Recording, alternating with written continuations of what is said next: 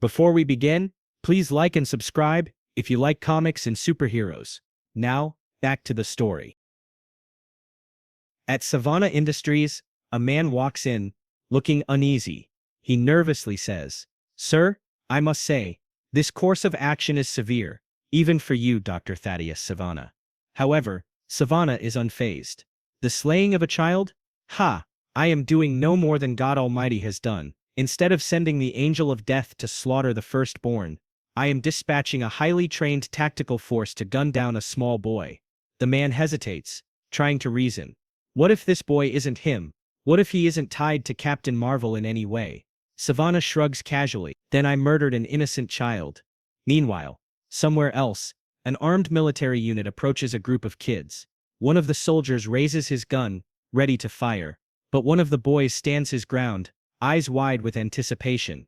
He whispers, "Shazam!" In an instant, a flash of lightning transforms him into Captain Marvel, who jumps in front of the children just as the soldier starts shooting. The bullets bounce off his body without causing any damage. He then yells, "I don't know what you guys think you're doing, but you just made the biggest mistake of your lives." He quickly assesses the situation, thinking, "Whoa, they're wearing body armor. These guys look like pros. I thought the lightning alone would rattle them. But hey." Captain Marvel leaps into action, dismantling their guns and knocking the soldiers down one by one. But they keep coming, firing relentlessly. Captain Marvel decides to wrap things up and takes down the entire squad. Nice and easy. With a satisfied grin, he looks around and calls out, "Jerks. Some fun, huh, Scott? It looks like you're gonna get your wish. I'm gonna have to leave the subway. Scott, you still there or did you take off?" "Hey, man," without getting any answers, Captain Marvel looks around searching for Scott. His smile fades, his eyes growing wide with horror. Scott is slumped against the wall, drenched in blood, eyes open but lifeless. At a hospital reception, two doctors are chatting quietly when Captain Marvel bursts through the doors, carrying Scott in his arms. His voice is filled with desperation as he shouts for help. "I need help. Someone please help." Scott is rushed into surgery while Captain Marvel stands outside the operating room, watching in stunned silence, the shock of the situation written all over his face. At the police station, a suspect sits under interrogation by two officers. One of them leans in, breaking the news with a grim tone. "That was the hospital.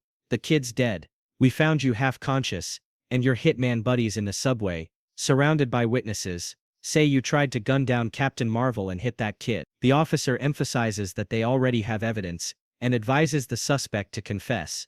Outside the room, another officer shakes his head, adding, "He's never gonna talk. The guy doesn't exist. No records, no prints. He's a top-tier murder-for-hire.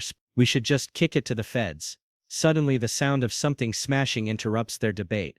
It's Captain Marvel. He storms into the station, ignoring the officers trying to hold him back. He barges into the interrogation room, shattering the table with one blow. Furious, he grabs the suspect, slams him to the ground, and pins his head against the floor.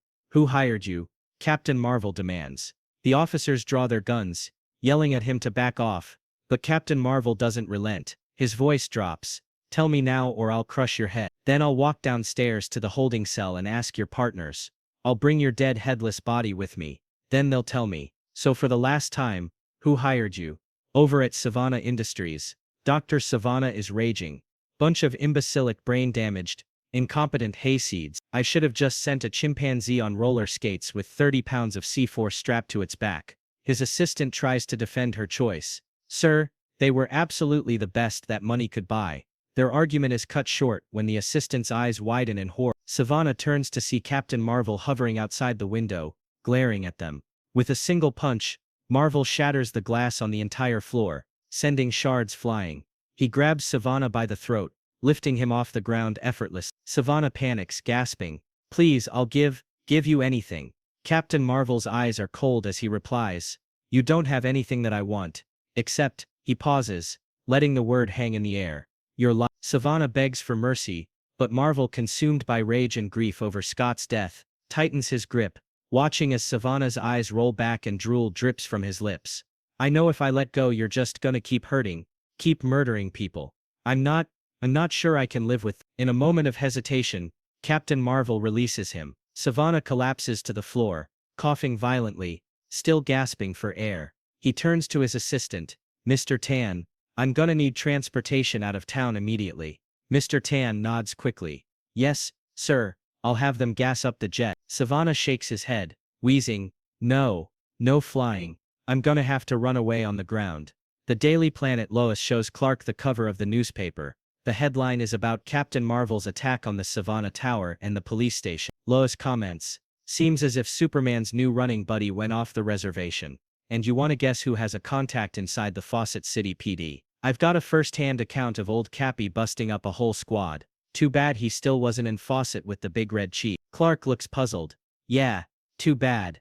Mount Everest. Superman spots Captain Marvel sitting on a rocky ledge, his head buried in his hands. As he approaches, Superman's voice is stern. Sir, you are going to have to account for your actions. You attacked a police station, assaulted a prisoner, destroyed the entire top floor of an office building. You crossed a line tonight and placed innocent civilians and law enforcement officers in danger. Superman's words trail off as he sees the devastation in Marvel's eyes.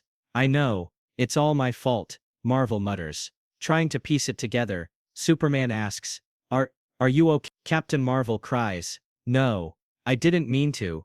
I was just so angry. I just can't believe he's gone. Scott. Superman remembers the name. It's the boy from the hospital emergency room. Captain Marvel continues, voice breaking. Yeah, it's my fault.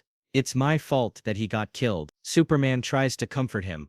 I'm sure you did everything you could. Captain Marvel cuts him off. You don't understand. They were after me and they shot Scott. He was my best friend. And now he's dead. I got my friend killed. Superman is stunned, trying to reconcile the idea of this grown man calling a child his best friend. Marvel steps back, wiping his tears, and takes a deep breath. Yeah, I guess that seems pretty weird. It's okay. I'll show you. Stand back. Superman looks on, puzzled. Then Captain Marvel says a single word. Shazam. A flash of lightning. Captain Marvel is gone, replaced by a small boy. My name's Billy Batson, but maybe it's too dangerous to be Billy Batson anymore. Superman in a serious tone asks, who did this to you? The Rock of Eternity. Wizard Shazam stands tall. You are here as a courtesy. I expect you to reciprocate my generous boon. And Superman interrupts, furious. What have you done? He's a little boy. You did this to a little boy. What is wrong with you? He's a child. His life shouldn't be about this. Little boys go to school, play with their friends, and go to bed at night. Their biggest concern should be homework and schoolyard crushes, not whether their best friends are going to be murdered by assassins. The wizard remains calm. It is his fate to bear the mantle. Superman argues, do not talk to me about fate. All of you people of magic, you sorcerers, all your talk about fate and destiny. This is wrong. No boy should have the responsibility of the world on his shoulders. It is a fate chosen by men. He's just a boy. The wizard looks at Superman, his expression softening.